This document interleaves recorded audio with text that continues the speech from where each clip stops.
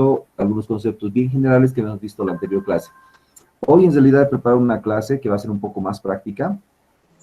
Esto con la finalidad de que inicialmente yo había pensado que la parte práctica lo podíamos ver un poco al final, digamos, ¿no? La parte práctica de lo que se refiere, digamos, al material radioactivo. Pero haciendo ciertas consideraciones, pienso que es mejor verlo ahora, porque evidentemente van a surgir dudas de esto. Y es bueno que las dudas las podamos resolver todavía, que tengamos todavía algunas clases para poder resolver si es que estas dudas, digamos, permanecen, ¿no es cierto? Entonces, hoy vamos a repasar un poquito los conceptos que hemos visto en la anterior clase y vamos a ver un poco más, digamos, de manera más práctica, qué es lo que finalmente hacemos en medicina nuclear. ¿A qué se refiere la medicina nuclear?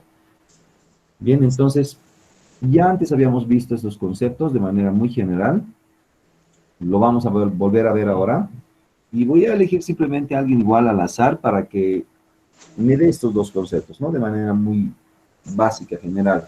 Entonces, señorita Sandra Gira, buenos días. Señor David, le voy a pedir que apague su micrófono para evitar, digamos, un retorno. Buenos días. ¿Qué es la radiación, señorita Sandra? ¿A qué se refiere la radiación? Cuando escuchamos radiación, ¿qué se nos viene a la cabeza?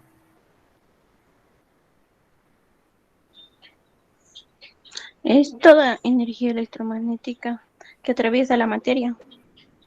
Muy bien. Evidentemente es una energía vista, digamos, en forma de ondas electromagnéticas, ¿no es cierto? En forma de radiación electromagnética. Pero sí atraviesa la materia, efectivamente, pero tiene una capacidad más importante, que es la que nos interesa a nosotros.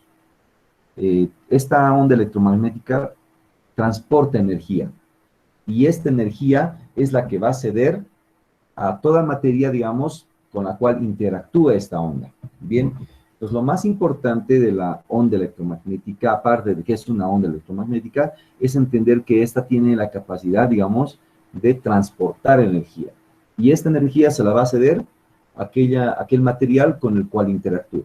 Bien, entonces debemos entender que tiene esa capacidad de transferir energía. Entonces es importante esa parte. Bien. La onda electromagnética como tal, digamos, tiene distintas propiedades, como por ejemplo la frecuencia, la amplitud y la energía que transporta, digamos. Estas distintas propiedades le dan una característica a la onda electromagnética, que es justamente la de ubicarse en alguno de los espectros de frecuencia más conocidos. Si nosotros de manera general nos fijamos a las ondas electromagnéticas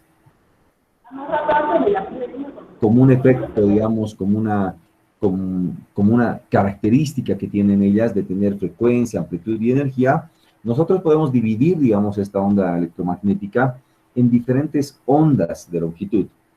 Y al poder dividir estas ondas electromagnéticas en ondas de longitud, lo que vamos a tener es justamente que en la vida cotidianamente aparecen, digamos, estas ondas electromagnéticas y se representan de diferentes maneras. Veamos, por ejemplo, aquellas ondas que tienen una longitud de onda grande. ¿Qué significa tener longitud de onda grande? Significa que estas ondas, para completar un ciclo, tienen una determinada distancia, ¿ya? Lo que también de manera general se conoce como frecuencia. Menor frecuencia y mayor frecuencia. Longitud de onda mucho más larga y longitud de onda mucho más corta, ¿ya? La longitud de onda básicamente se mide entre lo que es, digamos, dos puntos, digamos, en los cuales de alguna manera se repite el ciclo, ¿ya? ¿A qué me refiero cuando se repite el ciclo? Si nosotros vemos a una onda electromagnética pura, vamos a ver como digamos, un cierto mecanismo, digamos, que va girando sobre sí mismo, ¿ya? Entonces, acá, por ejemplo, podemos ver, si se dan cuenta, este mecanismo. Sube, baja, sube, baja. Entonces, a las partes altas normalmente se les llama nodos y a las partes bajas se le llaman valles, ¿ya? Es una onda como tal. Entonces, dependiendo a la frecuencia de esta onda y a su longitud de onda, puede ser muy grande o muy pequeña. Si nosotros vamos y las clasificamos, digamos, de acuerdo a la longitud de onda, a la frecuencia que tienen, básicamente en esta línea lo que vemos son frecuencias. La frecuencia tiene una unidad de medida, que son los hertz. Recuerdan que habíamos diferenciado lo que son magnitudes y unidades de medida, ¿verdad? En la anterior clase hemos visto que, por ejemplo, la parte de radiaciones ionizantes, el modo de cuantificar las radiaciones ionizantes está, digamos, determinado por tres magnitudes. La dosis absorbida, la dosis equivalente y la dosis efectiva. Esas son las magnitudes, el modo de cuantificar las radiaciones ionizantes. Pero esas magnitudes tienen sus propias unidades. Y sus unidades vienen a ser, en el caso de la dosis absorbida, viene a ser el Gray o el SAT. En el caso de la dosis equivalente, viene a ser el Siever o el REM. Y en el caso de la dosis efectiva, también viene a ser el Siever o el REM. En este caso particular de la frecuencia, digamos, de las ondas, igual tiene su unidad de medida. La magnitud que en este caso que está cuantificando es la frecuencia. Y su medida en el sistema internacional vienen a ser los hertz. Significa que si una onda tiene unos pocos hertz, va a ser una onda con longitud de onda bastante grande. Si es una onda que tiene unos hertz bastante grandes, elevados, entonces obviamente la longitud de onda va a ser menor. Bien, entonces de acuerdo a esta clasificación que se hace en base a la frecuencia de estas ondas, podemos ver que existen, por ejemplo, ondas que están en la frecuencia o dentro del rango que se denomina ondas de radio AM, o las de FM o las de televisión. Luego, si aumentamos un poco más esta frecuencia de estas ondas, vamos a ver a las ondas que son típicas dentro de los aparatos de microondas, ¿no es cierto? Los que utilizamos en las cocinas.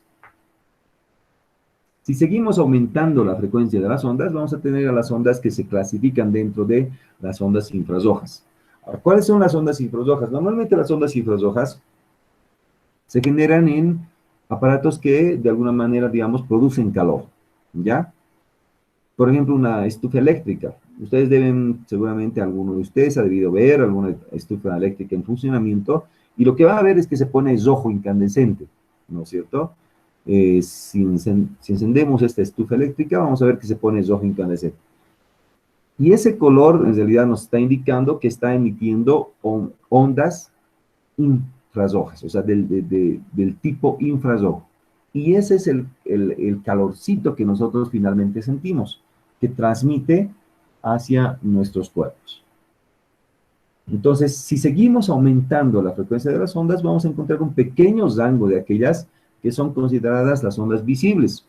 ¿A qué me refiero con las ondas visibles? Básicamente todo lo que vemos, absolutamente todo lo que vemos, de alguna manera no lo vemos directamente, sino lo que vemos son el reflejo de las ondas que están llegando a nuestros ojos, ¿no es cierto? Les pongo un ejemplo. En este momento todos estamos viendo la computadora, la pantalla de la computadora o el celular. Y estamos viendo esta presentación de las diapositivas y lo que estamos viendo en realidad es unas ondas electromagnéticas que están saliendo de la pantalla y están obviamente dirigiéndose hacia nuestros ojos, porque nosotros estamos viendo en esa dirección. Y esas ondas electromagnéticas son recibidas por nuestros ojos, procesadas por nuestras retinas y finalmente transformadas en imágenes por distintos procesos que pasan dentro de nuestro cerebro. Entonces, finalmente son ondas electromagnéticas, pero están en la frecuencia del visible. por eso es que podemos verlas. Bien, si seguimos aumentando la frecuencia de estas ondas, vamos a encontrarnos con las ondas llamadas ondas ultravioletas. No las podemos ver, pero también tienen la capacidad de transmitir energía. ¿Y cómo nos damos cuenta de estas ondas? Es muy fácil. Si nos vamos a tomar un baño de sol, a la tezaza, por así decirlo, sin ningún protector solar, al cabo de unas 4 o 3 horas vamos a terminar con la piel roja, ¿no es cierto? Y algunos que tengan la piel más sensible a este tipo de radiación, obviamente va a terminar con la piel no solamente roja, ¿no? Sino con la piel inflamada, por así decirlo, ¿no? O sea, que de algún modo se ha dañado, digamos, ¿no? Está irritada esta piel.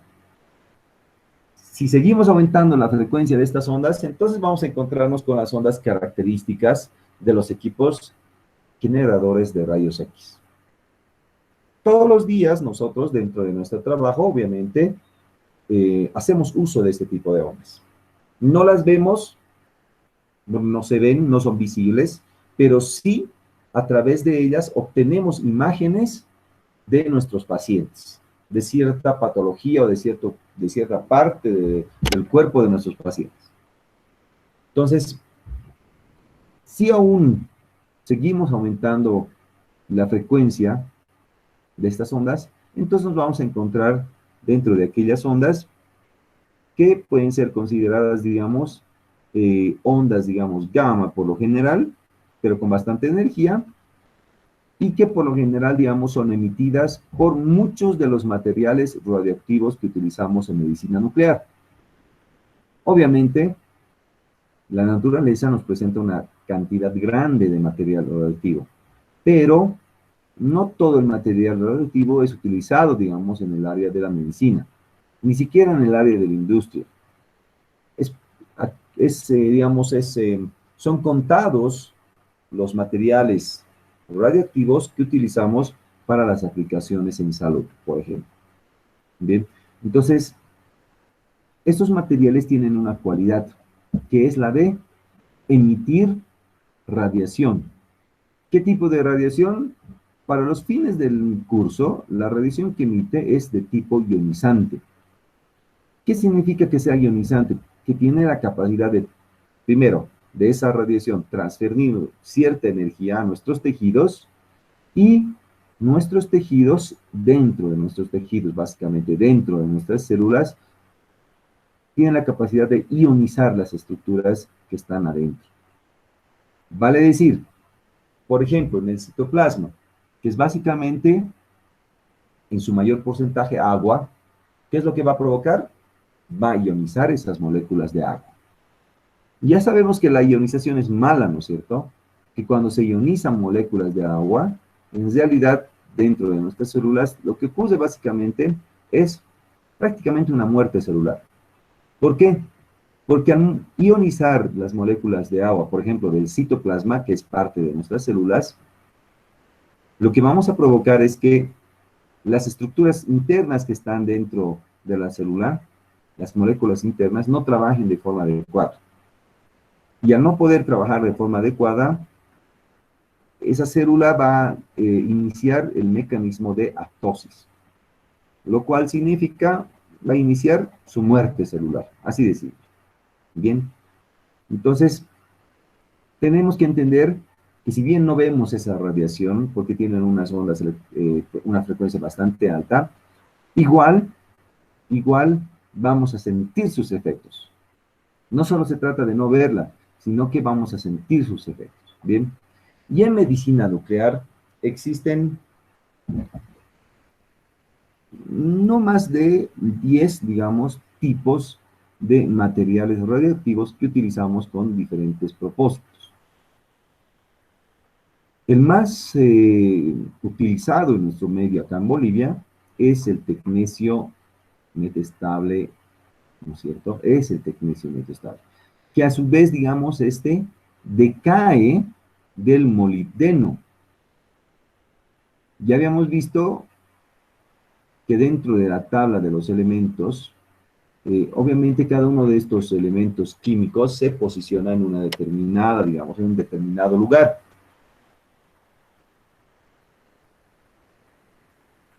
Veamos, a ver.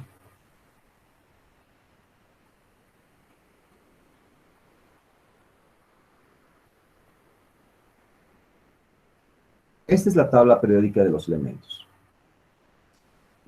Todos los materiales que conocemos, todos los elementos que conocemos en la naturaleza, están ubicados en una cierta posición. ¿Ya? Por ejemplo, el molibdeno, lo podemos ver acá, ubicado en la 42ª posición. Bien. Que a su vez representa, ese número representa el número atómico. Recordamos, ¿no es cierto?, que es el número atómico. Habíamos visto en la anterior clase que el número atómico es el número de protones. Bien. Y si ustedes se fijan, al lado del molibdeno tenemos al tecnecio. Al tecnecio. Y si se fijan con detalle, el tecnecio tiene un número atómico mayor. Entonces, al lado del molibdeno está el tecnecio. ¿Qué significa eso? Que cuando nos encontramos con un elemento radioactivo, en este caso el molibdeno 99, este molibdeno 99 decae en tecnecio.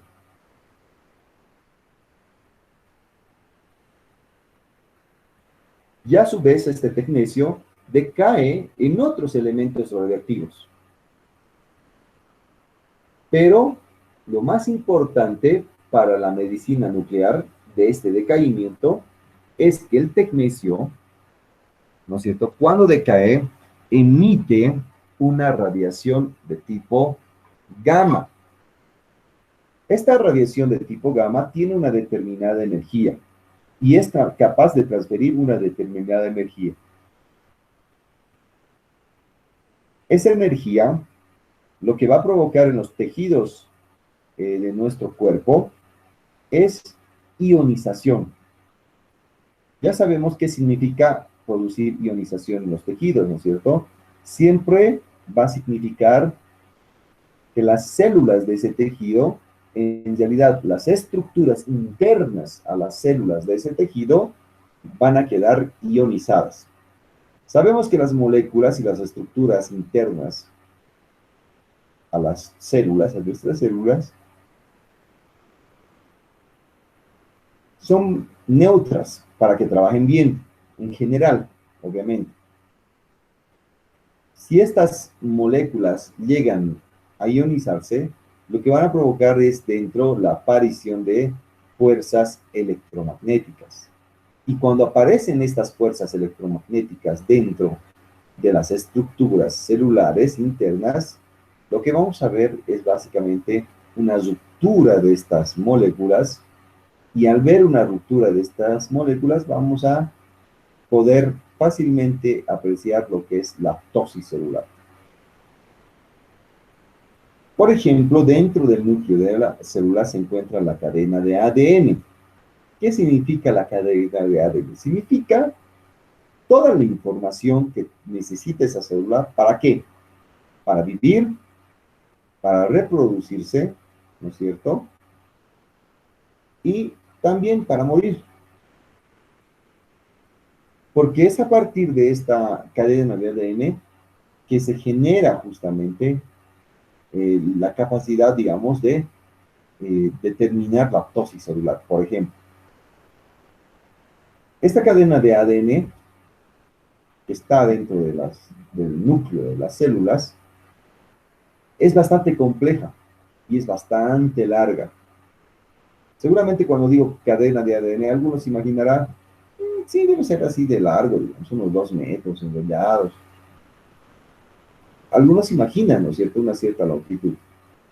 Pero esta cadena de ADN, si nosotros la extendemos, es una cadena bastante grande, bastante larga. Lo cual significa que puede ser disuelta en cualquiera de sus puntos más débiles. y se disuelve o se rompe esta cadena, evidentemente esta célula no tiene ningún objetivo más para subsistencia. Por lo tanto, se va a producir la muerte celular. Entonces hay que entender que estos elementos químicos, que son usuales, por ejemplo, en medicina nuclear, siempre van a decaer en otros elementos. Pero lo más importante del decaimiento en otros elementos es que emiten un determinado tipo de radiación. Que puede ser alfa, beta, gamma y también habíamos visto que es la radiación de neutrones. Ahora, si ustedes se dan cuenta y volvemos al espectro electromagnético, no solo existe obviamente la radiación alfa, beta y gamma, no, sino que existe una infinidad de tipos de radiación. Pero la que más nos interesa, la que más se ajusta, digamos, al propósito del curso y sobre todo a la aplicación que tiene que hacerse, digamos, en medicina nuclear, obviamente es un espectro bastante pequeño, ¿no? Que comprende solamente la radiación gamma, radiación alfa y radiación beta y de neutrones. Bien, entonces es un espectro muy pequeñito de toda la variedad, digamos, de tipos de ondas que podemos tener.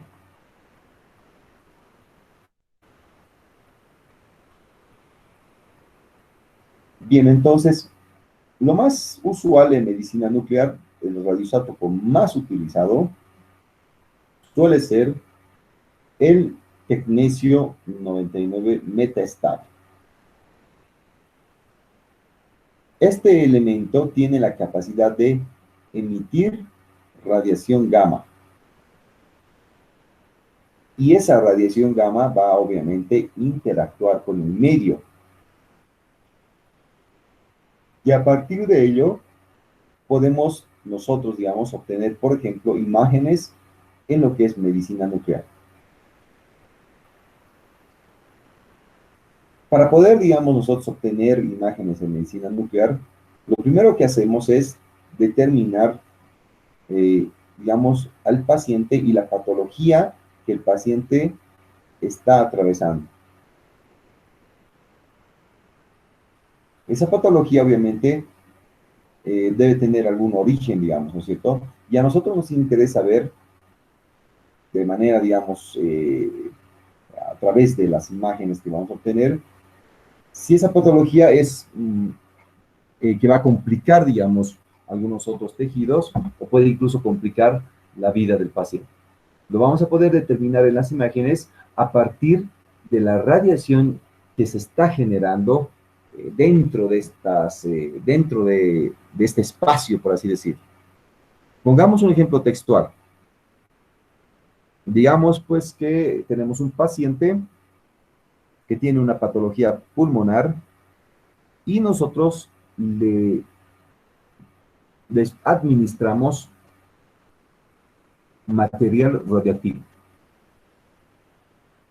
La administración de material radiactivo se la puede hacer por diferentes vías, ¿no? Vía oral, vía, qué sé yo, intramuscular, arterial, ¿no es cierto? E incluso en algunos casos vía rectal. Cuando nosotros introducimos este material radioactivo dentro del cuerpo de este paciente, este material radioactivo, obviamente, cuando lo introducimos, está acondicionado y está dentro de un radiofármaco. O sea, no es que metemos directamente el material radioactivo, sino que metemos un fármaco determinado. Y ese fármaco, obviamente, tiene una propiedad, que es la de dirigirse al lugar del daño como tal, ¿no es cierto? Y en ese afán va, obviamente, a arrastrar y llevarse consigo a las, en este caso, moléculas radioactivas o a las sustancias radioactivas que hacen parte del radiofármaco. Al trasladarse este radiofármaco con esos radioisótopos al lugar, digamos, requerido, ahí es donde van a empezar a emitir radiación gamma. Y claro, como no se ve, Entonces, pues muchas veces simplemente asumimos que no hay nada, no está pasando nada, pero estamos totalmente equivocados. Porque si bien la radiación no se ve, sus efectos que producen son bastante dañinos. Bien, entonces, cuando nosotros introducimos este radiofármaco dentro del paciente, lo suministramos, después lo que vamos a obtener es una imagen. A partir del decaimiento de este radiofármaco en algún otro tipo de partícula, pero por sobre todo con emisión de eh, energía, ¿no es cierto? Con emisión, digamos, de radiación ionizante como tal. Y esta radiación ionizante va a dar lugar a generar una imagen determinada, dependiendo del equipo, el tipo de práctica, obviamente vamos a poder ver, digamos, vamos a poder obtener distintos tipos de imágenes. Mucho depende, obviamente, del equipo en este caso, ¿no? Para reconstruir esas imágenes a partir de la radiación que está siendo detectada, que emana o que emite el cuerpo del paciente. Ahora, les había dicho que existen unos pocos materiales radioactivos que son utilizados de manera general y muchos más pocos utilizados en medicina nuclear. Uno de esos, que son los más conocidos, es el tecnecio 99. Otro material radioactivo bastante utilizado y común es el flúor 18. Ese flúor 18, en realidad, es un elemento radioactivo de corta vida, muy corta vida. Por lo tanto, normalmente cuando utilizamos flúor 18, normalmente tenemos a un generador cerca. Luego, otro material utilizado comúnmente en medicina nuclear es el yodo. Pero no es cualquier yodo, porque existe un yodo que es natural y abundante en la naturaleza y que no emite ningún tipo de radiactividad. Sin embargo, existe un tipo de yodo, un isótopo del yodo, que sí tiende a decaer y transmitir energía, ¿no es cierto?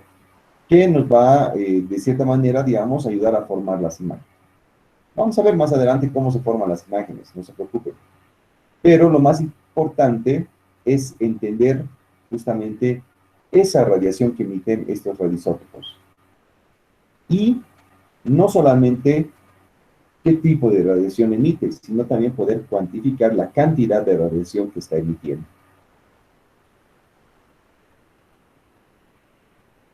Ahora, aparte de las magnitudes que ya conocemos, aparte de las magnitudes radiológicas, que vienen a ser la dosis absorbida, la dosis equivalente y la dosis efectiva, también existen otras cuantas magnitudes que son, digamos, necesarias en la parte de medicina nuclear.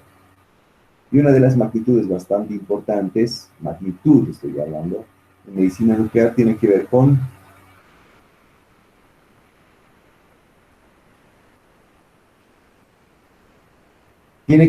qué. A ver, vamos a elegir alguno de los participantes para ver si me están atendiendo. A ver, vamos con el doctor Adil Guaywa. Buenos días, doctor. Buenos días, ingeniero. Excelente, excelente. Estamos ahí entonces, atendiendo la clase. ¿Cuáles son los, ya lo he dicho antes, pero le vuelvo a preguntar, ¿cuáles son los tres radioisótopos más utilizados en medicina nuclear? El tecnecio 99, el flúor y el yodo. Excelente. ¿Qué yodo? Ahí vamos. ¿Qué tipo de yodo? ¿Recuerda El qué yodo yodo? no No. lo escuché bien. Muy bien, no se preocupe. Solamente habló de ¿Recuerda que qué está en la tipo de naturaleza flúor? como es. El flúor 18. Exacto. Flúor 18, tecnecio 99. Y yodo, afortunadamente tenemos, bueno, no afortunadamente, pero tenemos no solo un tipo de yodo que utilizamos en medicina nuclear, sino que tenemos alrededor de unos 3 o 4 tipos que son más usuales, digamos, en las aplicaciones que tienen que ver con medicina nuclear. Uno de ellos es el yodo 125. El otro podría ser también el yodo 131.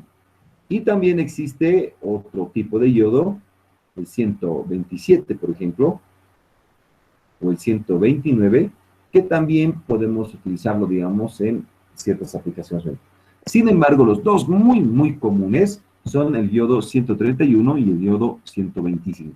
Bien. Ahora, estos materiales radioactivos tienen una propiedad bastante interesante que tenemos que conocer, que es la medida de justamente la capacidad que tienen de decaer, ¿ya?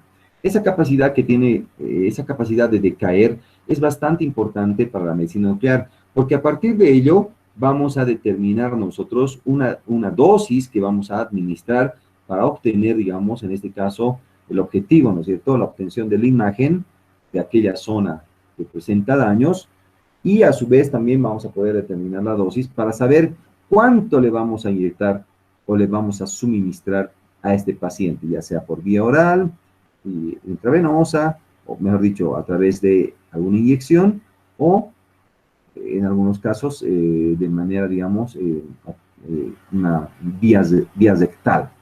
Bien, entonces, esa magnitud de la medida del decaimiento de estos elementos, de estas sustancias radioactivas, se conoce como, esa magnitud se conoce como la actividad.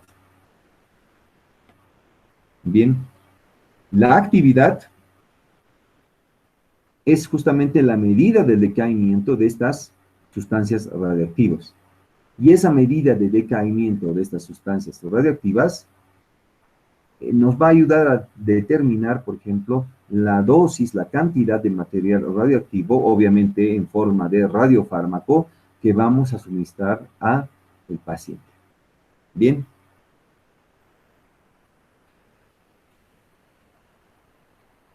Vamos a ver más adelante lo que es la actividad, y hoy he preparado un conjunto de ejercicios justamente para poder, digamos, entender a qué se refiere la actividad.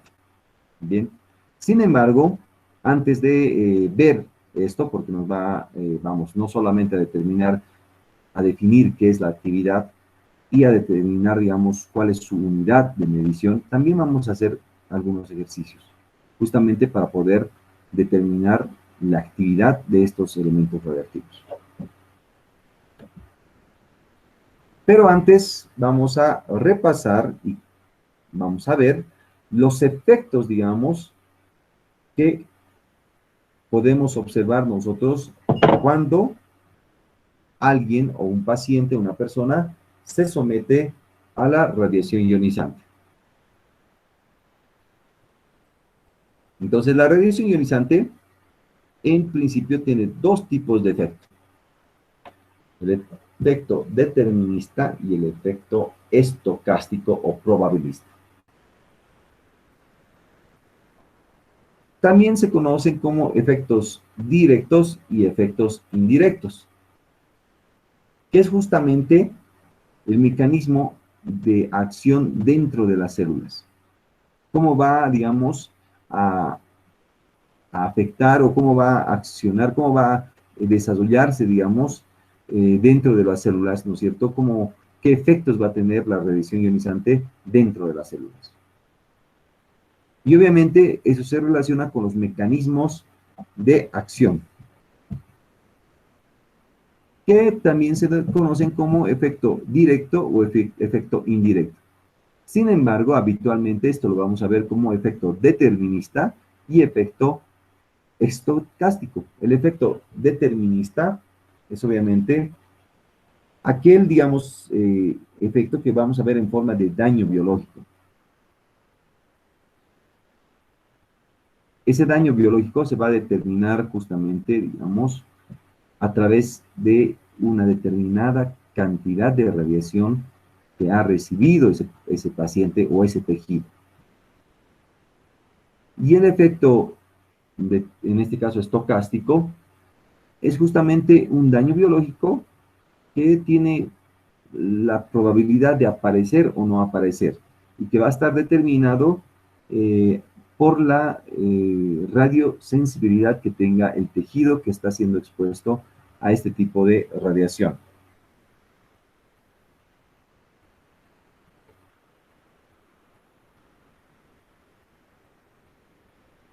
Las células dentro de nuestro cuerpo pueden de alguna manera, digamos, mostrar cierto daño o ciertos síntomas, obviamente, dependiendo obviamente el tipo de células. Hay algunas células de ciertos tejidos que van a ser más resistentes y otras que van a ser menos resistentes, menos radiosensibles a la radiación ionizante.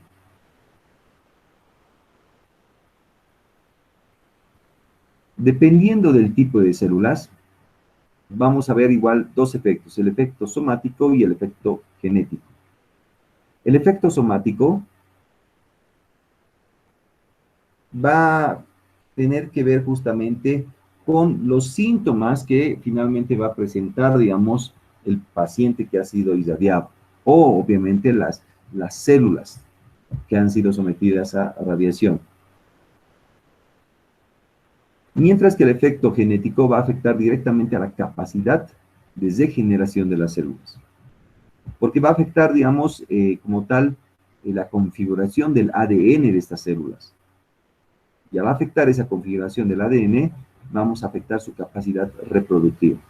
O incluso podemos afectar de tal manera que directamente vamos a iniciar o activar el mecanismo de muerte celular. Entonces, de manera general, vamos a nosotros cuantificar o conocer dos tipos de efectos, debido obviamente a la radiación ionizante: el efecto determinístico y el efecto estocástico. El determinístico, nuevamente, les repito, tiene que ver justamente con la capacidad de daño biológico que ha podido ocasionar una determinada radiación ionizante. A mayor exposición, obviamente el daño va a ser mayor. Entonces, cuando se supera una determinada cantidad de radiación, una determinada cantidad de dosis, digamos, que se está recibiendo, vamos a ver por lo general la aparición de los efectos deterministas. Ahora, ¿cuál es esa cantidad, digamos, que debe superarse para que efectivamente, con seguridad, veamos la aparición de efectos deterministas en nuestros cuerpos? Esa cantidad está bien, digamos, estudiada, ha sido determinada por el organismo, que es el organismo internacional, digamos, de protección radiológica, y a través de varios estudios realizados durante muchos años, han determinado que la cantidad, digamos, para que se produzca la aparición de los efectos deterministas es justamente superar el límite de dosis de 20 milisieverts al año.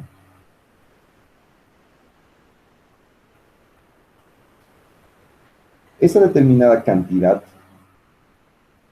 ¿no es cierto? Esa cantidad, digamos, en la cual empiezan a aparecer efectos deterministas, se conoce como los límites de dosis. Ya habíamos visto en la anterior clase que existen tres principios de protección radiológica. Voy a elegir a uno de ustedes al azar para que me diga cuáles serán esos tres principios. Vamos, por ejemplo, con la doctora Miriam Solís. Buenos días, doctora Miriam.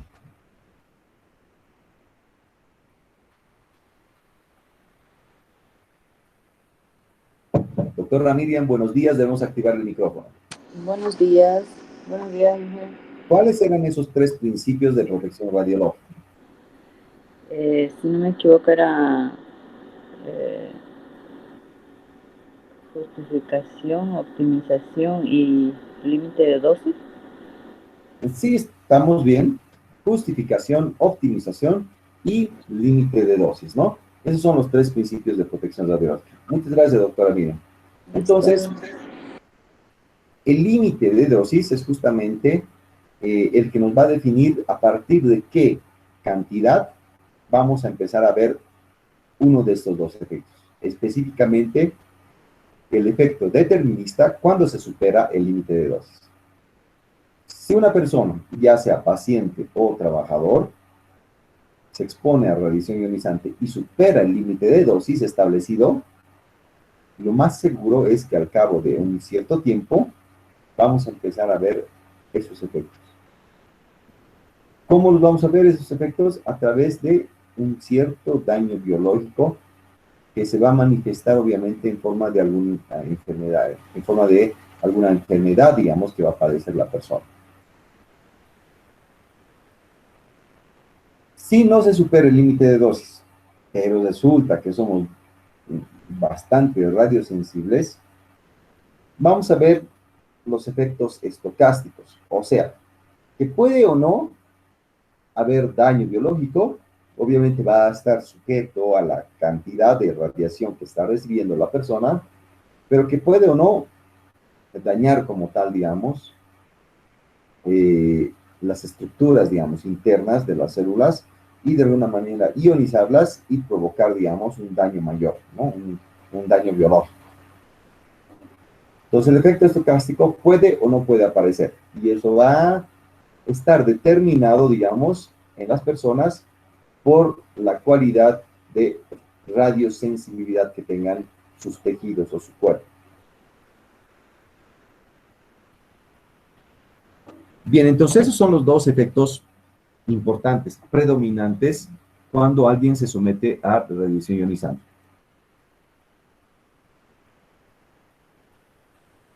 Ahora no vamos a entrar todavía en el tema de la producción como tal de radioisótopos, porque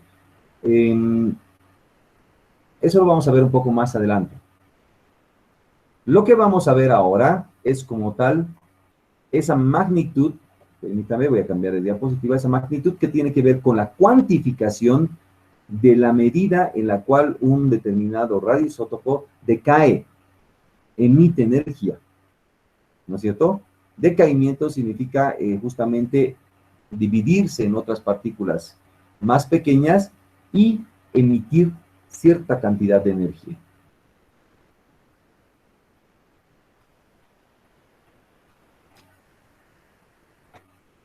Bien, entonces, un segundito, voy a cambiar esta diapositiva.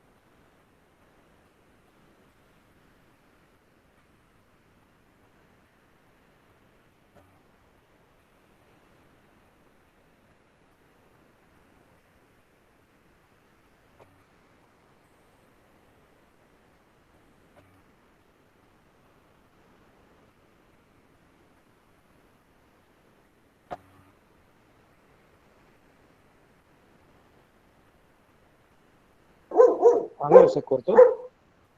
No se cortó, estamos en clase todavía, por si acaso estoy simplemente cambiando de diapositiva. Quiero mostrarles otra diapositiva para que veamos otra magnitud importante en medicina nuclear.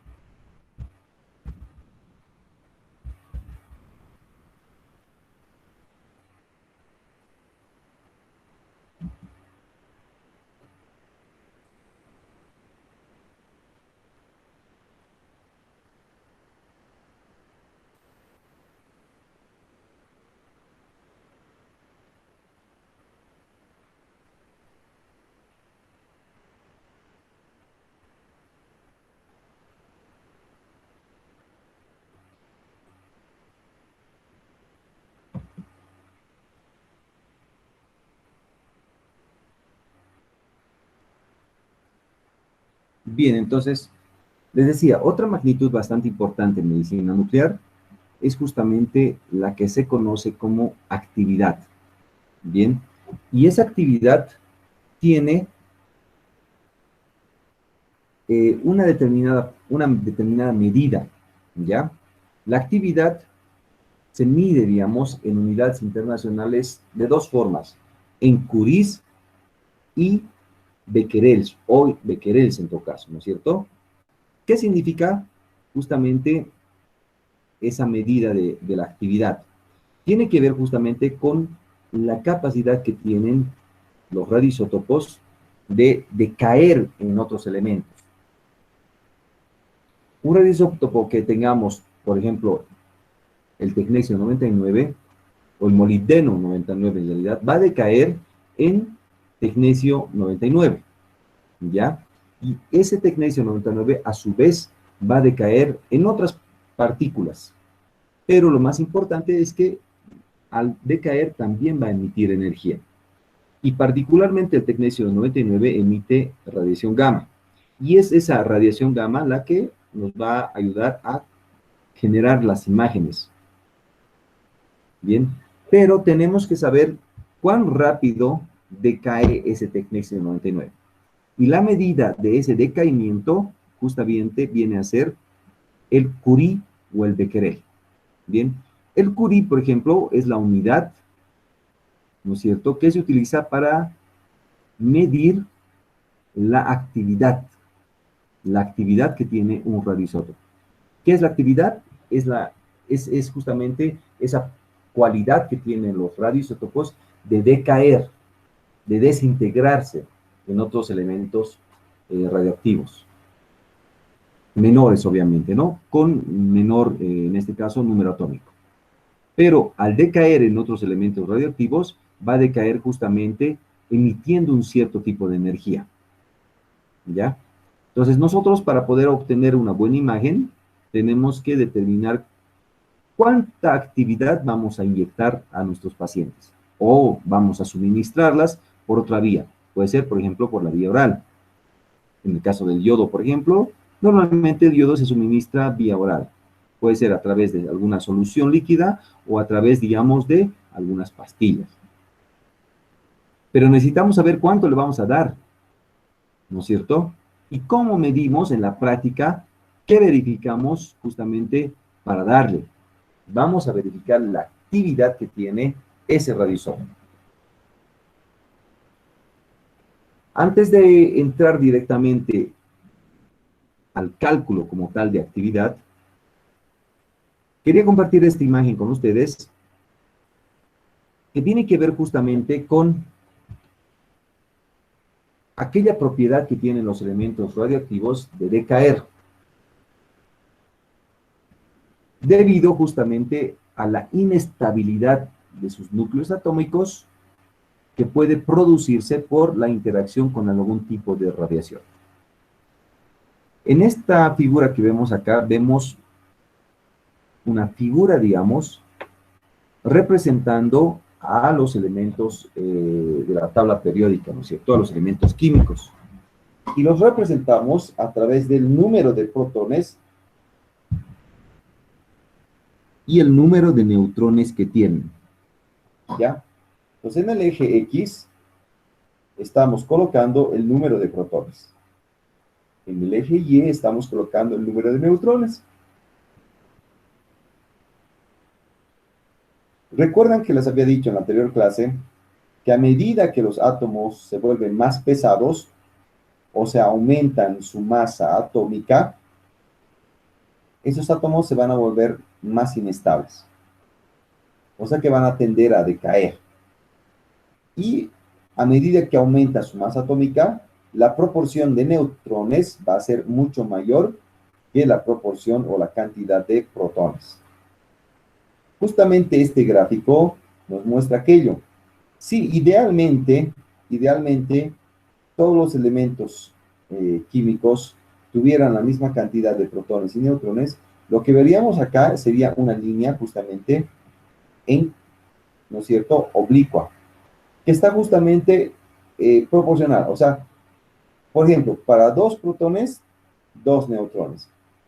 Qué sé yo, para 50, por así decirlo, 50 protones, 50 neutrones. Seguimos aumentando para 80 protones, 80 neutrones. Básicamente esta línea que ven, esta línea negra de acá que ven, es justamente esa razón que se conoce justamente una razón ideal, 1 a 1. Pero es una línea de referencia porque en la naturaleza ya sabemos que a medida que aumenta el peso atómico de los átomos, la proporción de neutrones va a ser mayor.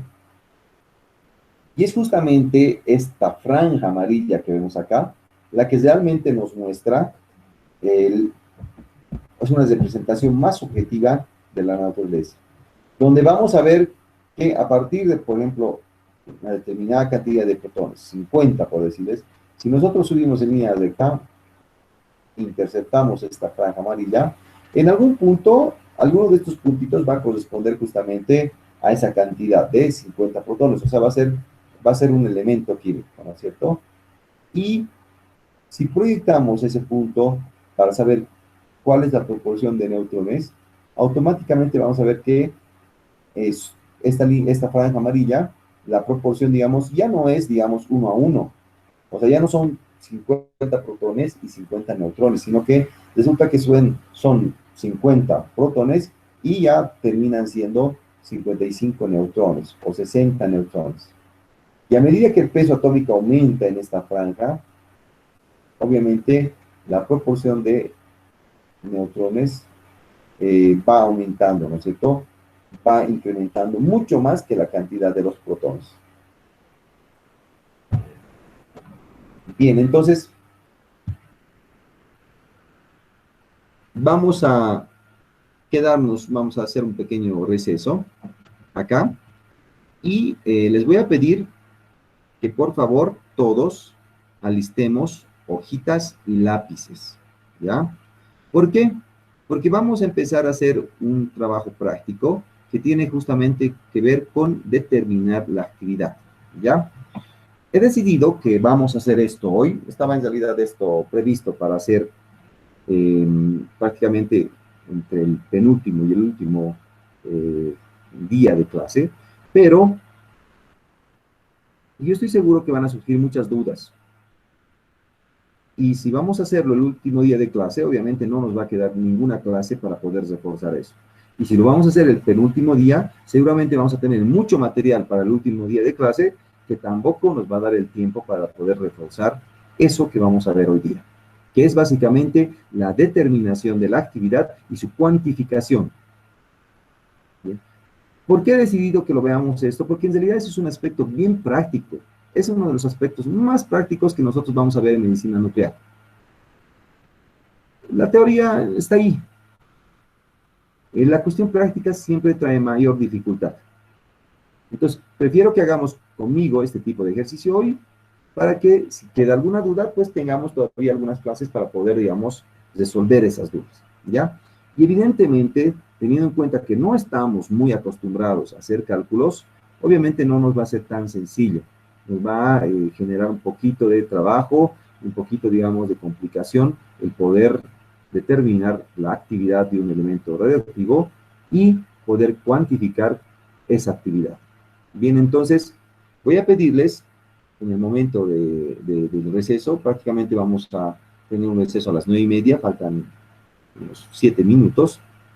Voy a pedirles que, por favor, consigan unas hojitas, papel, ¿no es cierto? Y obviamente todos a mano tienen el celular. Y el celular, los celulares, la mayoría de los celulares, ya trae una calculadora incorporada. Bien. Entonces vamos a hacer un repaso justamente de lo que es la actividad y cómo se cuantifica esto, ¿ya? Entonces todos, por favor, vamos a buscar lápiz y papel para poder hacer este ejercicio práctico, ¿bien? Entonces les voy a pedir que vamos a tomar, como les he dicho, un receso, aproximadamente unos 20 minutos. Entonces, 10 menos 10 estamos conectándonos nuevamente. Bien, este primer receso, vamos a poquito, digamos, buscar esos materiales que les he pedido para poder justamente empezar con estos ejercicios. Y vamos a tener un segundo receso un poquito más tarde para poder un poquito despejarnos, pero vamos a iniciar este receso ahora y nos volvemos entonces todos a conectar dentro de aproximadamente unos 20 minutos. Muy bien. Estaríamos hablando más o menos a las 10 menos 10, ¿ya? 10 menos 10 nos volvemos a conectar entonces. Los que deseen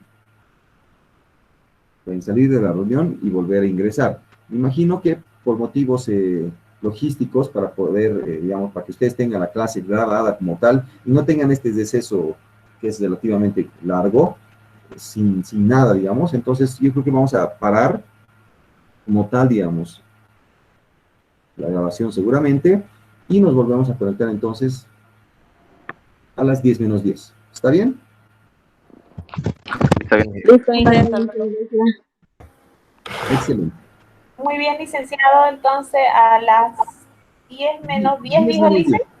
Sí, 10 menos 10 nos empezamos a conectar. Sé que no todos, Muy digamos, se conectan inmediatamente, pero 10 menos 10 empezamos a conectarnos. Muchas gracias, Varinia. De nada, Lice. Buenos días, licenciado. Una preguntita. ¿El material bibliográfico lo mandó para estudiar o Lo que solamente vamos la a hacer grabación? por el momento.